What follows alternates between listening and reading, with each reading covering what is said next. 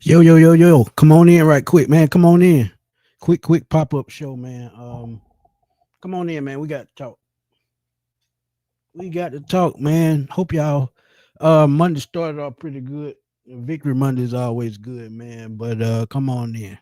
Um look,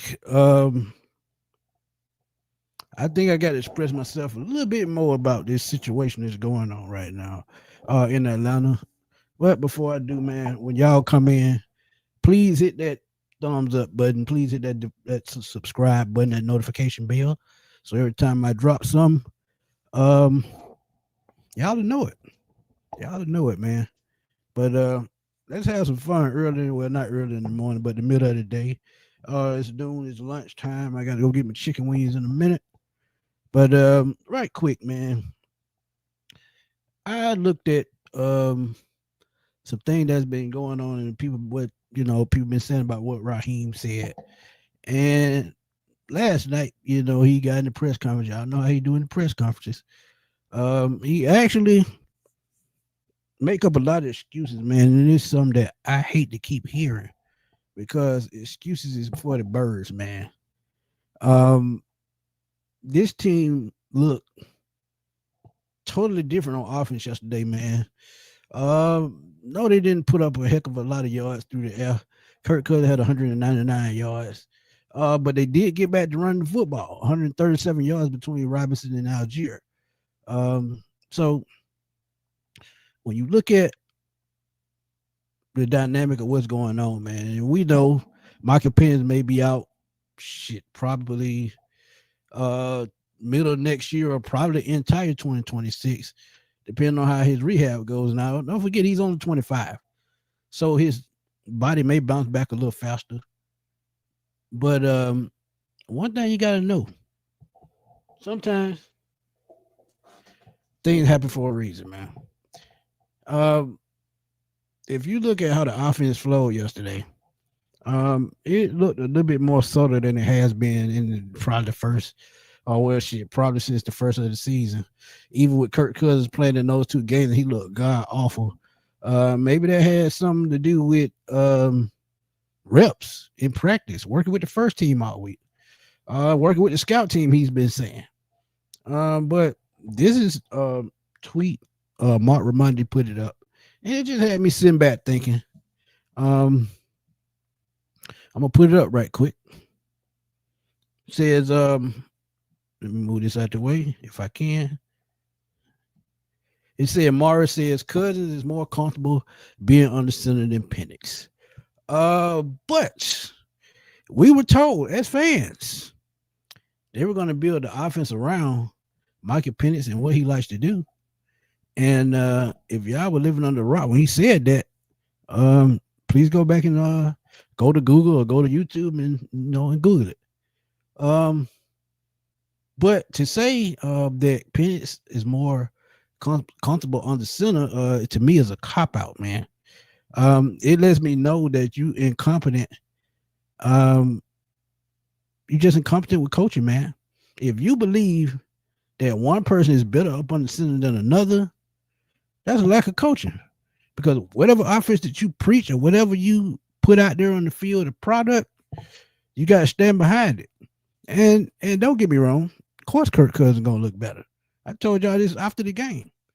He's gonna look better, and he's a veteran. He's supposed to look better. But at the same time, it makes me wonder if behind the scenes is Kirk Cousins really helping Michael Penix out. And the reason why I asked that question is because if they're the same in the same system, same, film room as to when it comes to coaching and they going over the same plays, why hasn't Michael Penix got a lot of these plays? And it was a lot of 13 personnel, 3 tight ends. And shout out to Kyle Pitts for getting outplayed by Charlie Warner. But when you have a system and everybody's in these quarterbacks in the same system, why is it that you're going to say that one quarterback is more competent than the other? Are you not, watching what's going on up under your eyes? if one is going, then why the other is not up to par? Why does it seem like the team is more prepared when Kirk Cousins steps up on the center, but when Michael Penix is up on the center, he looks super unprepared? Are y'all teaching the same logic? I just want to know. Because to me, and Ski, I know he did play up on the center at Washington. Like I said, I watched 20 to 30 Washington games. While he was there, he ran shotgun, he ran pistol, and he played on the center. Anything that was used, he did it. So one thing that y'all got to realize, when people footer to the fire and they feel like they're going to lose their job, they might start doing the right thing.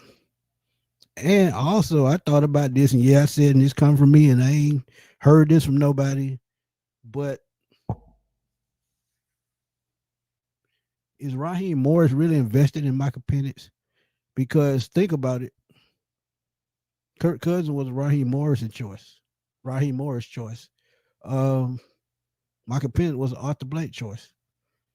And see, this is why I tell you, this is where it all comes in at, as to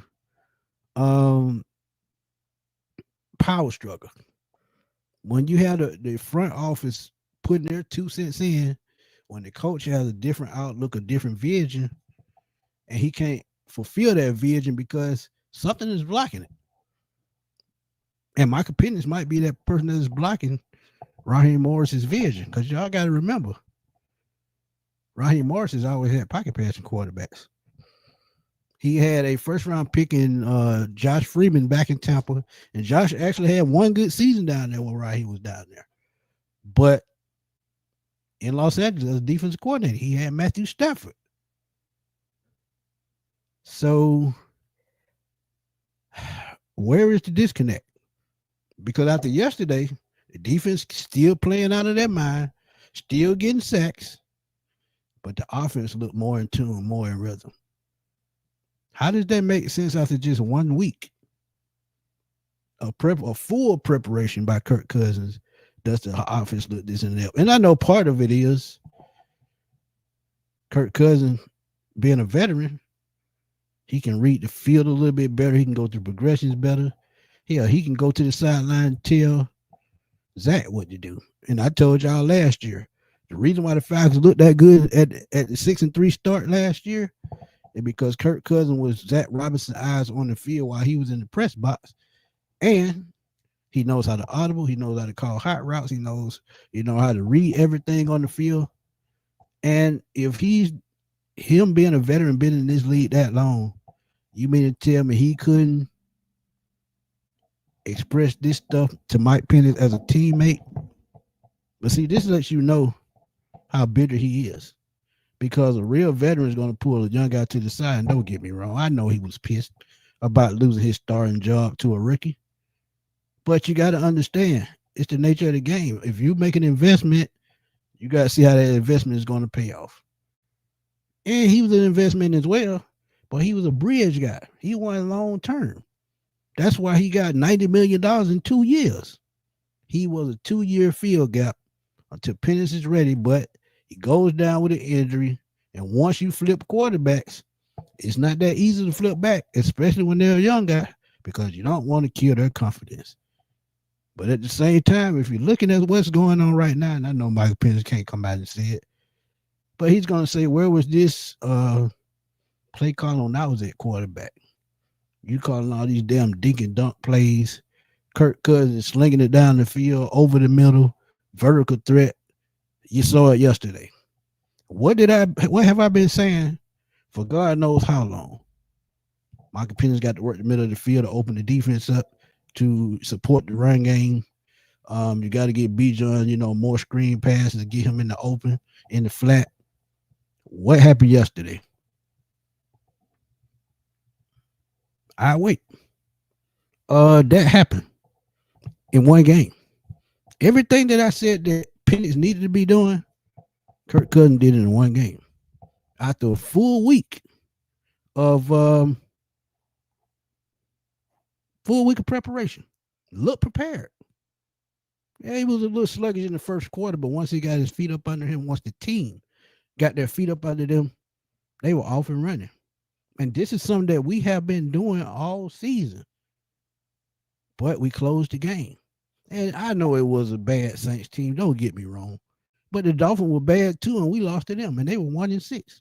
So you mean tell me where the preparation wasn't the same between Penix and Cousins? I absolutely think not.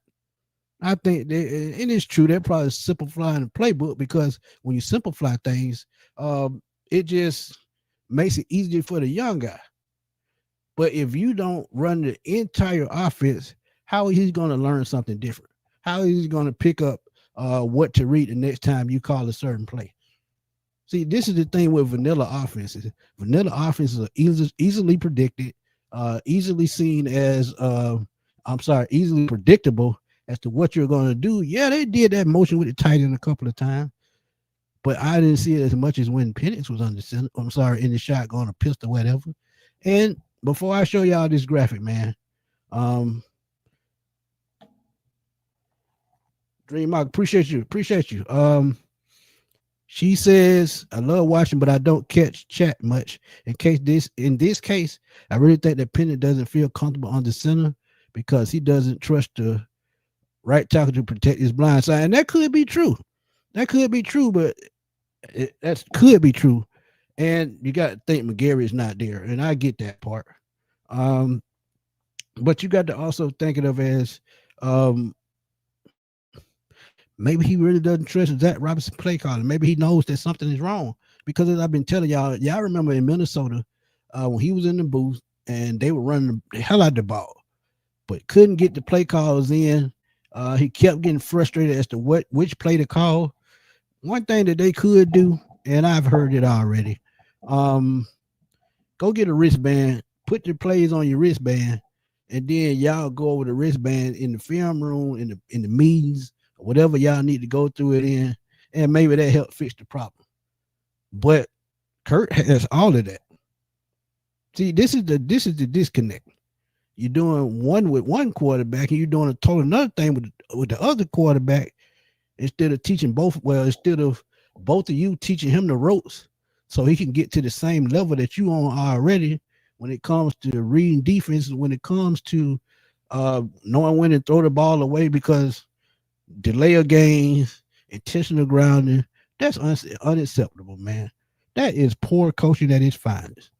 And don't get me wrong, he's the one on the field throwing the football, but I'm sure when they have these type plays, they tell him you should have threw it away right there. You should have threw it away when he did that. But he throwing it at the people's feet and getting intentional ground instead of, knowing when to get outside the pocket or knowing where the line is outside of the pocket. That's coaching. So, I agree with that, with the right tackle thing, but I just don't think he trusts these coaches, man. I'm gonna be real with y'all. Yeah, great win yesterday. Great win. But some of this is just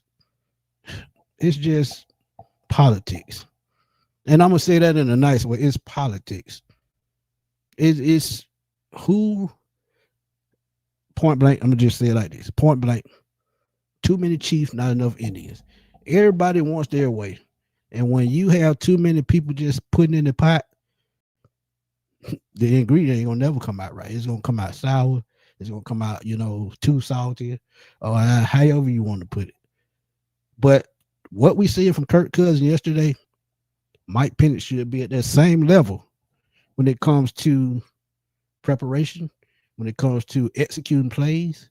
And don't get me wrong, look at what they did yesterday. They had 3 tight ends, and most of that was because Drake London was out. That was their big body receiver, and Kyle Pitts was dropping every damn thing that was thrown his way.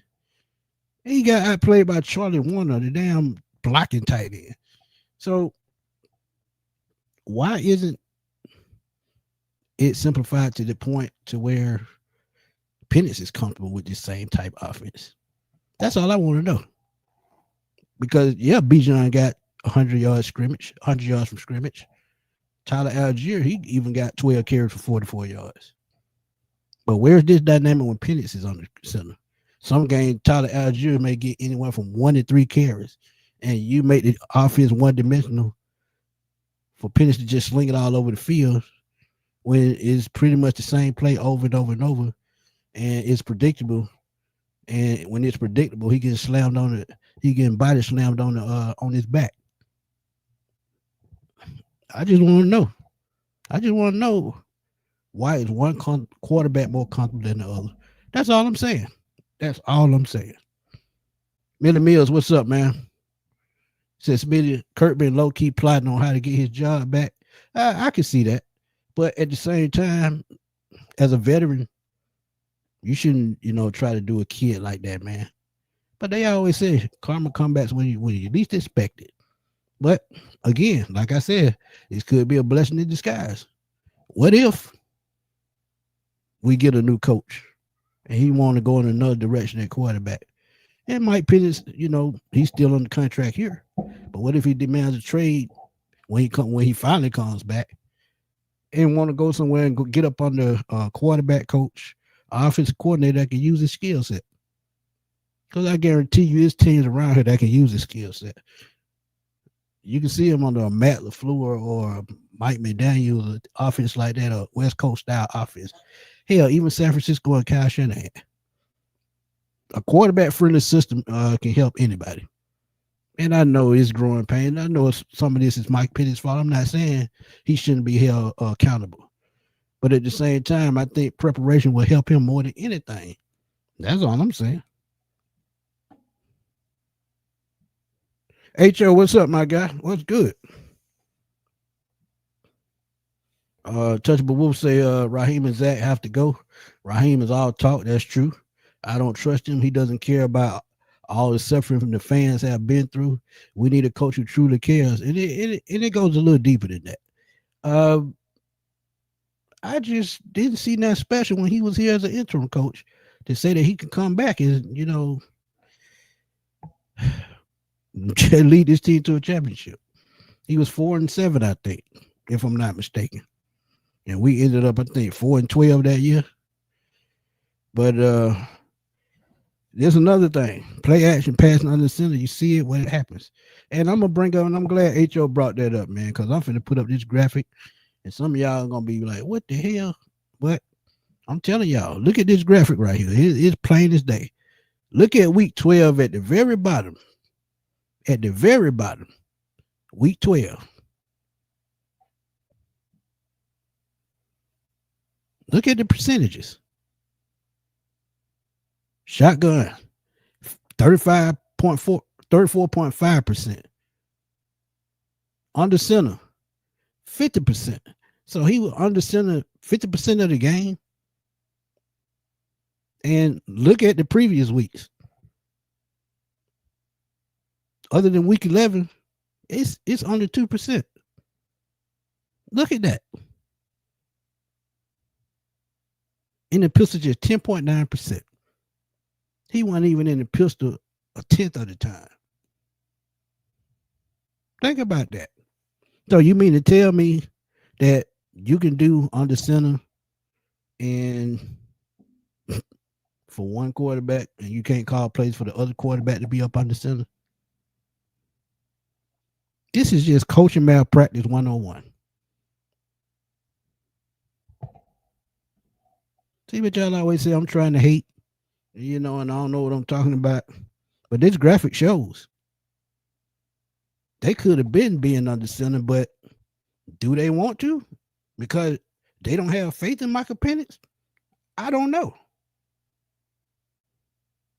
But again, it just seems to me that is more of whose team is this? Who's building this team? Do they have to go by what Arthur Blank says? Do they have to go by what Terry Fontenot says? Or do they have to let Raheem Morris coach this team the way he wants to? And it's not that Kirk Cousins is more comfortable under center than Mike Penix. Raheem Morris and Zach Robinson are more comfortable with Kirk Cousins under center, not Michael Penix. Hey, man, look. I'm the graphic right there. You see where all that blue at the first 10 games? You see all that blue? That's pistol.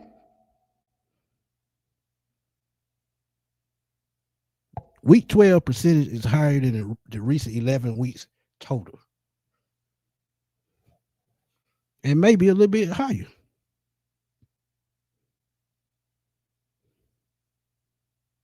Adiza the Don. Michael Penix can run any offense that is thrown at him. It's about study. It's about getting it down. It's about preparation. Kirk Cousins prepared 12, 13 years. This is why he's good at it. Think about it, man. I'm telling y'all, some just ain't right. And desperation kicks in sometimes. Let's keep it real. And like I said, everything happened for a reason. Maybe Michael Penix deserves better. Because Raheem Morris, Zach Robinson, they the worst. Keep it real with y'all. But it was a comment in my chat that I got to bring up. And not putting anybody on blast. I just want to have a conversation about it. I want y'all to hear it. I'm sorry, see it and read it. While, I give my thoughts on it. Okay, Adiza done. Tell me why he can't do it. If you watch 20 to 30 games of Washington over 2 years while he was at Washington, I know 20 games because I knew he would be an NFL quarterback. I watched it. Trust me, I watched it. I mean, injuries gonna happen. Injuries are gonna happen. Any quarterback, I don't care if you're a veteran or a rookie, injuries are gonna happen. It's just no around it. Playing with busted shoulders every Sunday. Nobody's at this point in the season, nobody's 100%. They 75, 80 at best. And like I said, if you notice, Michael Penix had been wearing a knee brace anyway. So was he 100% already? We don't know. We don't know. Demetrius White, thank you for the donation, my brother. Truly appreciate it. He said everybody knows Kurt is his guy. Yeah, and he's the reason why Kurt is here. From his time in Washington. This is where they met. So y'all got to understand, a lot of these coaches, no matter who it is, they're going to bring who they comfortable with. This is why I said, if Atlanta fires Raheem now, Mike Penix might not even come back as a starting quarterback. He may be a backup or he may be traded. Because that's the way the NFL, that's the way sports works. Think about it. If Michael Jordan was still playing, by the time Phil got to the Lakers and Mike wanted to go to LA, he wouldn't have had no problem at all. Because Phil was his guy. Phil was the one that brought him his very first championship after trying to get past those Detroit Pistons team. It's just like a retail 9-to-5 job. If I become a manager and I have good workers and I can pay them workers whatever I want to go with me, if I go to another location, I'm gonna bring them with me because I know they're gonna get the job done. So maybe Raheem had it in his mind that Kirk could be my guy to get me over the hump. After that, what happened in Tampa Bay? When all alone, all you had to do was put the right coaches in place and probably wouldn't even be having this conversation. Sometimes it's just that simple. Dream Mac, appreciate you for the donation. 499, appreciate you. She said that's a valid point. You could tell it was coaching with Penix. Repeatedly stated he just makes the plays the coach call. Read between the lines, and that's point blank. Period. And what was Kirk Cousins doing yesterday? Running the plays the coaches call. But he do have the advantage of being able to audible. That's something that Michael Penix needs to work on. That's right, Tremel. Doug Collins as well. That's something that Michael Penix got to work on. He's got to work on reading the field, knowing when to call audibles. And I get that part. But what are they doing in the film room as coaches to get that guy on that level to get him comfortable with doing that? And for years, we call Matt Ryan a robot. But Matt Ryan could audible out of plays. He knew when to call no huddle. He knew when to call play action. And we've even seen a lot of play action yesterday. Something that we haven't seen. Ski, I'm not blaming Penix. I'm just saying. You can just tell the difference between night and day in the preparation of this team. They're just not going out their way to prepare certain, in certain situations that they should be. They not. No, I ain't saying you call him a robot. I'm just saying a lot of fans call him a robot, mainly because of what happened in the Super Bowl. But let's be real. Matt Ryan had that dog in him that a lot of us will not, we just won't give him the credit for. But yeah, he did bench Kirk. Yeah, he absolutely did.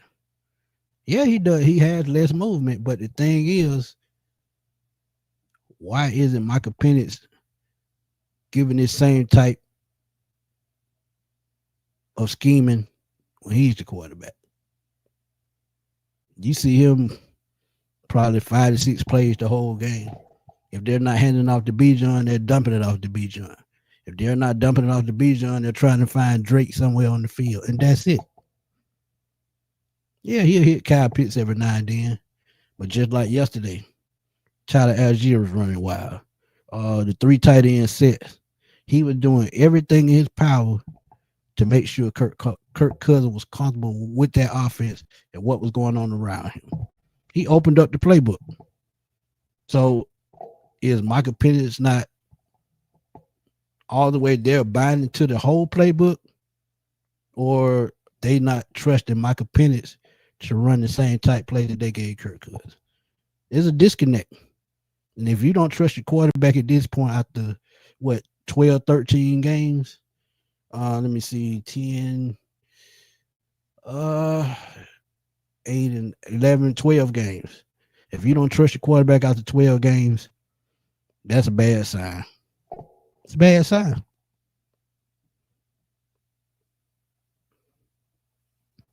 Yeah, I saw Baker Mayfield with an injury, man. That's crazy. But hey, it happens. That's what I'm telling y'all.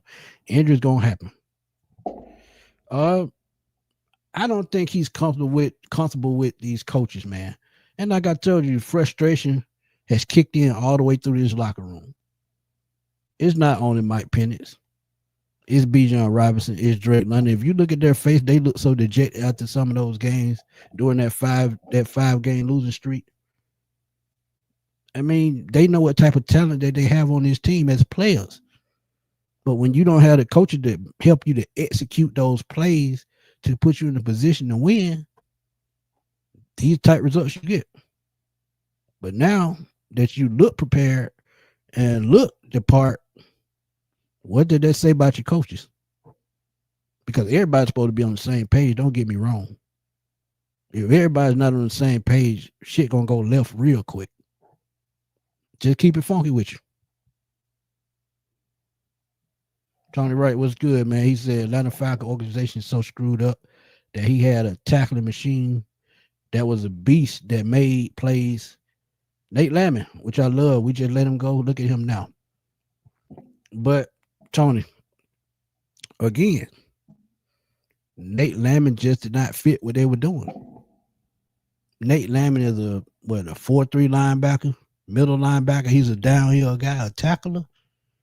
He couldn't cover. In a 3-4, you have to cover a little bit more because you got to make up for what those extra defensive ends can't do. So Nate Lamon, he landed in the perfect spot. Somebody that needed his skill set. And evidently the Falcons didn't. Because don't get me wrong, how many times have we seen him screw up at middle linebacker? Deion Jones, he was a hell of a player the first 4 years. After he got that contract, was never the same. But you know what? Foye was the better linebacker, and I said that. And I said they paid the wrong person. He goes to Jacksonville, still doing the same thing, still one of the best middle linebackers in the league. So sometimes it's just choice. They chose to let Foye walk. saying he was worth too much money, but he let y'all know that I was worth every dime that I tried to get from y'all. Because he got 15 from the Jaguars. The Falcons' cutoff point was 10. But you gave Deion Jones the contract, an undersized linebacker in your system. And if you switched over to a 4-3, he wasn't even relevant anymore. Because he was a cover linebacker, more like a safety. And Foyer could do both. Matty Ghost, appreciate the donation, my brother. He said, I like Penix, but I'll see him as an option with that knee. He's Sam Bradford. We need to draft a quarterback. And that's the thing. We draft another quarterback. That's another 2 years, 2 to 3 year setback. So your best bet, if Penix comes back, is to have a guy in place or while he's rehabbing to get him in the film room and teach him some of the simple things as far as footwork, as far as, reading coverages. And as I told y'all, if he gets a quarterback coach like Tom Brady did every offseason, that'll work on mechanics, accuracy, and all that alone. Because it's building your mental on the inside as well, while it's helping your IQ grow. So maybe he needs to reach out to Tom Brady and see how to get in touch with that guy and, work on his craft. Because he's going to have to do that. We can't blame the coaches forever, because at some point, he's going to have to be held accountable for his growth. It's only so far we can blame the coaches. Yeah, and they said it on Ocho and Shannon Sharp. They said it. Coach is not going to hold your hand. You got to grow on your own. You got to grow. So hopefully he'll grow. But look, he has time to sit back, process things. So when he comes back, maybe he'll have his head on a little bit more straighter than what it is. Maybe he'll be picked up some things. But again, I just feel like Raheem Morris putting these young coaches and coordinators in place with all of this roster full of youth. That was the biggest mistake to start off with. That's where the problem started. Kelly. Brian People, thank you for the donation, my brothers. He said the coaches are not even around Penix on the sidelines when you're looking at tablet, not even DJ Williams. I mean, sometimes they're there and we just don't see it because it's not on camera. But for the most part, we don't know what's going on behind the scenes in the locker room. Maybe Michael Penix is kind of shushing them people away. Maybe saying, well, I learned, I got it, or some shit like that. But when you saw the game yesterday, you had Zach Robinson, you had DJ Williams. Both of them were talking to Kirk Cousins after he came out of the game. I have not once seen that with Michael Penix. So I told y'all, it's a disconnect there. They just got to figure out what they're going to do with that disconnect and how they're going to control it going forward. Because I'm telling you, the way this season ends will determine where they go at quarterback. And Kirk Cousins got another year on his contract, but I'm telling y'all, he's not going to play a third year for a team that he's tried to get away from for $10 million. Not when he's made $90 million the first 2 years. They're going to have to give him a raise about 15 to 20 more million. And that's going to eat into the cap. So they got a decision to make at quarterback anyway. But we put ourselves in these positions when the inept front office. Matty Go said, I think that knee is done. I don't think he'll be healthy enough. He needs to retire. I mean, only time to tell, Matt. And don't trust me. I get where you're coming from. Because 2 ACL injuries, serious ACL injuries, and I said it in the show last week. We didn't even know the extent of those knee injuries. We just knew they happened.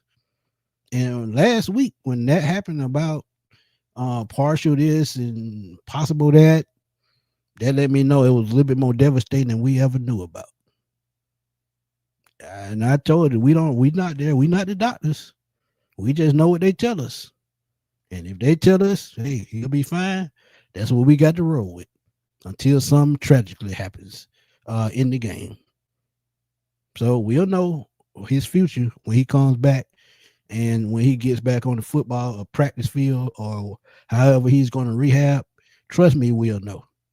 And we'll know soon because one thing about it, once that swelling subside and they do their scopes and all that, they're going to let us know exactly how far he's going to go and how quick he can come back. But I'm telling y'all, I don't think he's going to play next season at all, which means we'll have to go out and get another veteran and a bridge quarterback because these things are not easy to deal with.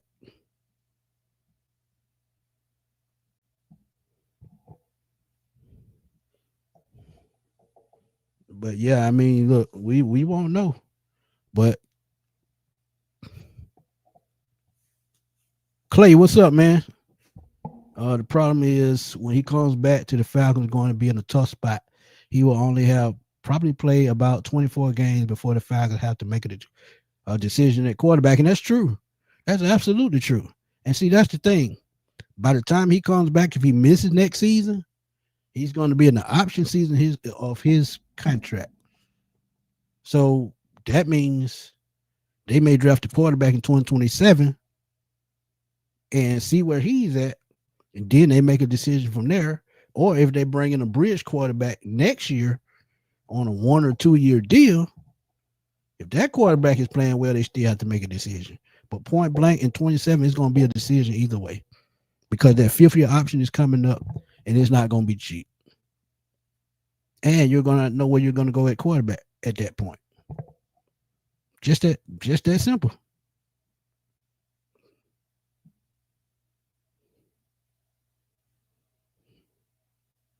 Yeah, I mean, look,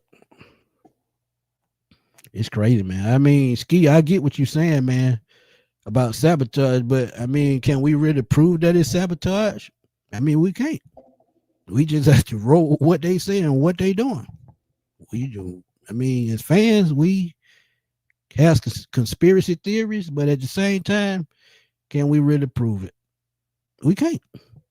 Tony Rice and mainstream media saying that with being 2 games behind, that the Falcons still have a chance to make the playoffs. I do not want us to make the playoffs because that means that Mara stays.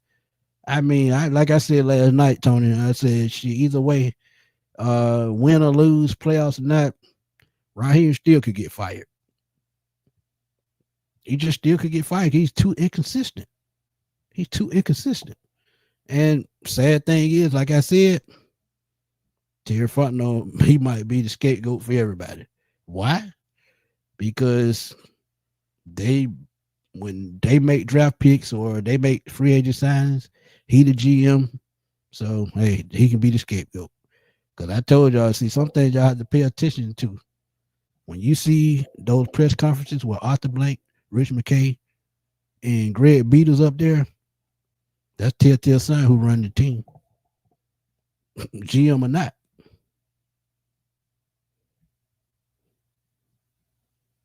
Yeah, he had an ACL injury, 2009. Bernard Pilot hit him below the knees and took out his left knee, and he missed the entire season. And he rehab, came back, and he did his thing, man. He didn't skip a beat.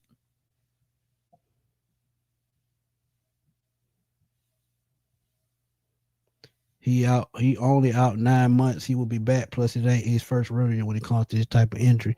I mean, they saying 9 months. I mean, total reconstruction could be 12 to 18 months. It's just totally different. I mean, ACL injury and a total reconstruction, I mean, he probably had bad damage to that knee. Bad damage that they don't know, what they're going to have to reconstruct and what they're going to have to fix. He could say, like, he could have a surgery. What's today? Monday. He could have a surgery Wednesday. After a week or two, they scope that knee and say they missed something or they have to go back in and fix something else. That could just keep happening. That sometimes that happens. Trust me, I know I've had multiple 2 minute surgeries. I know. And just because they tell you one timeline, all it takes is one setback to push that timeline back. Ask Deshaun Watson. He'll tell you.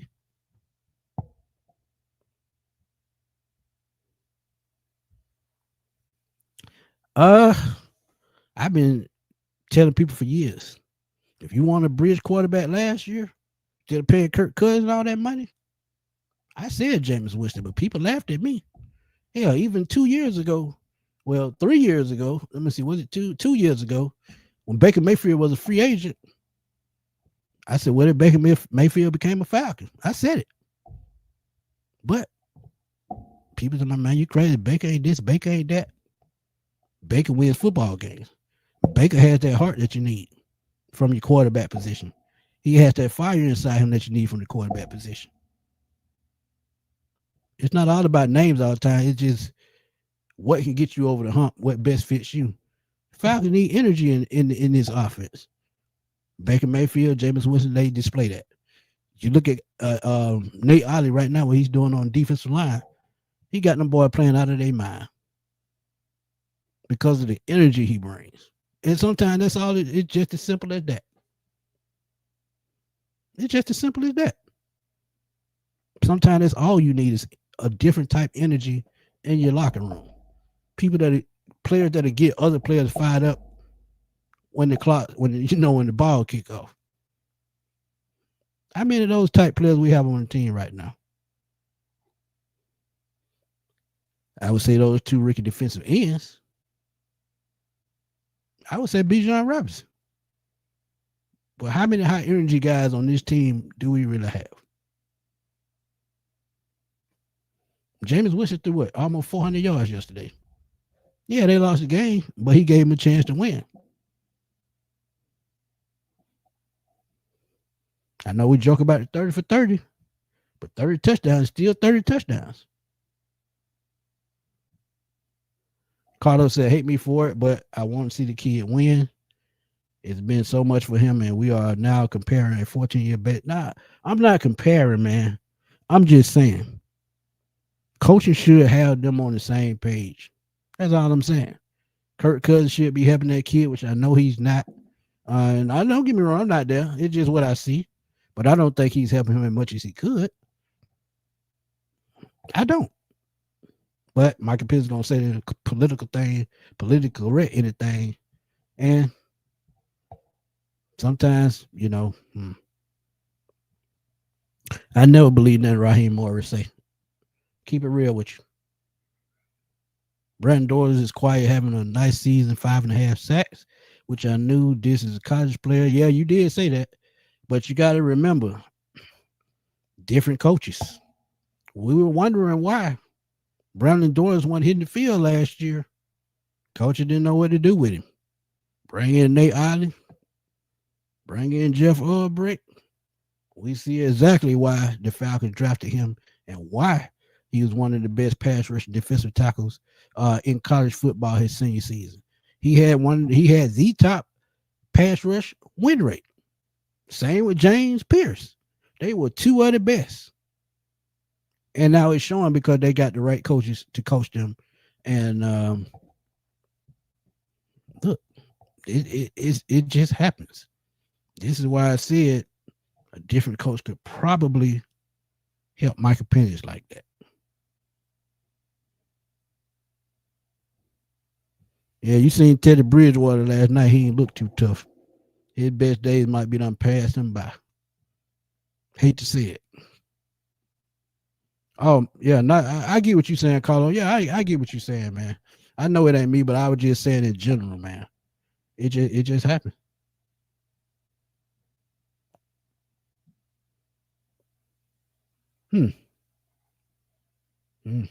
Okay.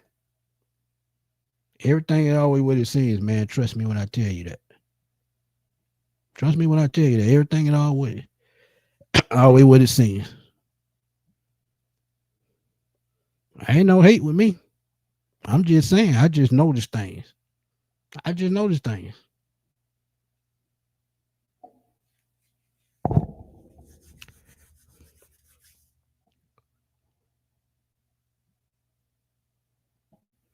Kurt lied to the organization, ran his mouth, lost us a pick, tried to leave us and take the money. He was not on our side. Make it make sense. I don't think it's gonna make more sense than that, man. I don't. But I had stopped through and talk about that tweet about Raheem saying that one guy was better under this, under center than the other. That just didn't make sense to me. The thing about it, you got to coach these guys up, and you got to make sure they succeed because that's what you get paid to do. And you got to always have um, everybody, the right coaches around you to succeed. I just feel like he should have brought in better coach that would push him to be a better coach. Because if he done that, we'll probably be in a better position. Hey, yeah, John. I mean, Cousin ain't our answer. He not the answer either. Like I said in the beginning, he just a bridge guy to begin with. Just an expensive ass bridge guy. Dre, what's up, man? He said, all what the Atlanta Falcons going through is coaching. I mean, bad coaching and organization problem all the way around facts. Yeah. And that's why I said, man, you got to go to the top, cut the head off the snake. And that's Rich McKay. Because even though Arthur Blank is the owner, the only person he listens to really is Rich McKay. Because he trusts him. Do you think we would get a quality head coach? That's hard to say. Because if the front office want a certain type of guy, and really a yes man, if you ask me, it's gonna be hard. They can get a quality head coach, but they're gonna have to give that coach some leeway. And what I mean by that, when it comes to draft picks, when it comes to free agents, and it comes to the right mix of drafting and free agency, they can get a quality head coach, but they're gonna have to keep their hand out the pot.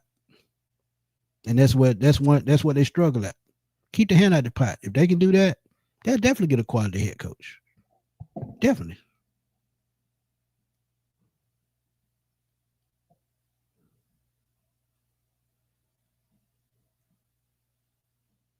I'm not gonna say he told the balls. Nah, see, one thing y'all got to understand: every quarterback needs to land in the right system. I told y'all, look at Sam Darnold. Everybody will label him a bust. He goes to Minnesota, gets up under the right head coach and right play caller who unlocks his skill set and his talent. Now he's probably one of the better quarterbacks in the league playing right now. It happens. Baker Mayfield, same thing. Set the rookie record for touchdown passes as a quarterback. Cleveland gives up on the goals, get Deshaun Watson.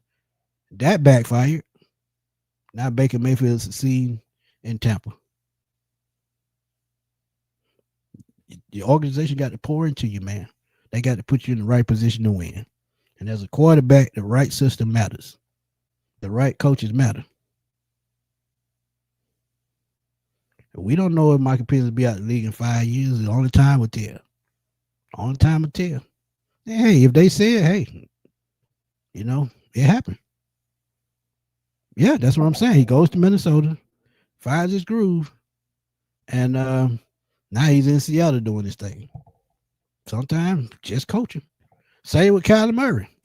They don't want him in Arizona. Guess what? He goes somewhere else under the right coach and right play caller. Kyler Murray can turn his career around too. Larry Dixon Way, man. What's up? Good. What's up, Larry? Y'all go check out Larry the Dixon Way on YouTube, man. Always great analysis, live streams. Him and Shonda, they doing their thing, man. Shout out to them. And he said, "What's up, Smitty?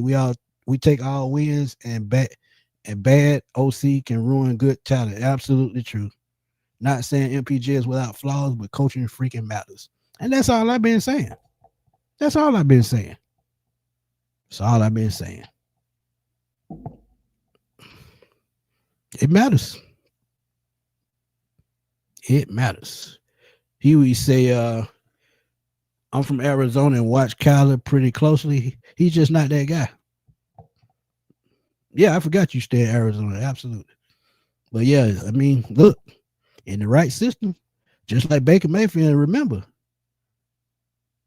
Kyler had, I think it was, who did he have at Oklahoma? Was it Lane Kiffin? No, not Lane Kiffin. It was what's the Lincoln Riley? Lincoln Riley. See, sometimes you just need the right coach, but we'll figure it out. Trust me.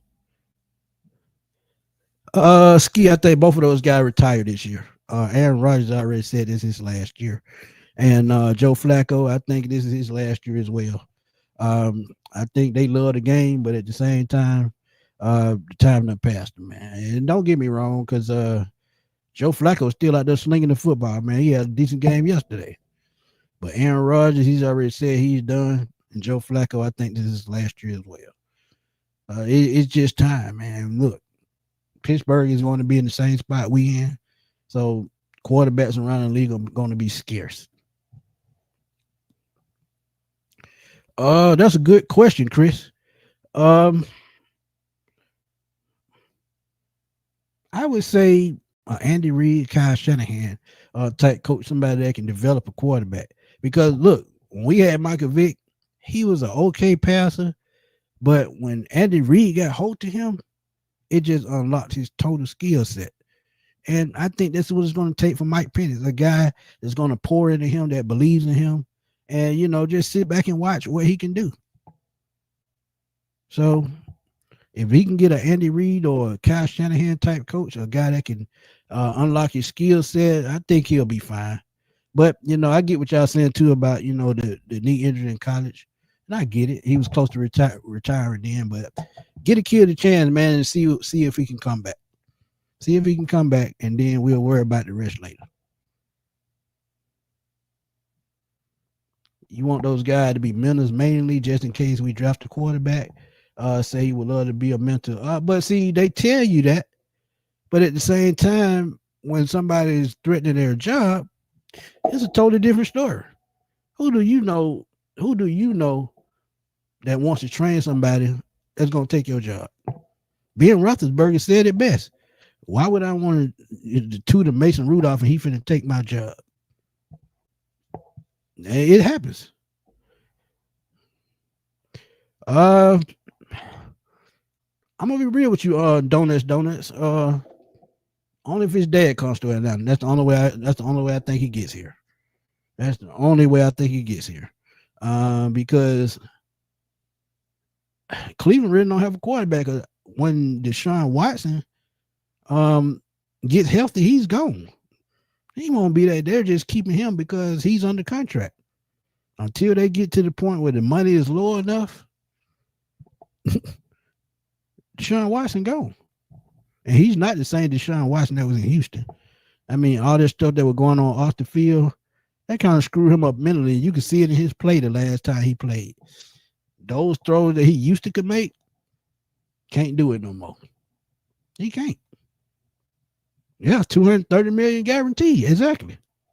So, look, it happens. But I got to roll, y'all. I had to come through and talk to y'all for a minute, and I'm glad y'all could tune in, talk to me, give me some feedback. But with the coaching, man, it's just got to get better, man. From this point on, it's got to get better. And it showed me yesterday. They have a little bit of life left in that coaching staff. But they may have just waited too late to unlock it because of stubbornness and because of pride. And sometimes that happens. Hey, Ski, my chicken wing, they definitely ready, man. And the oven just went off.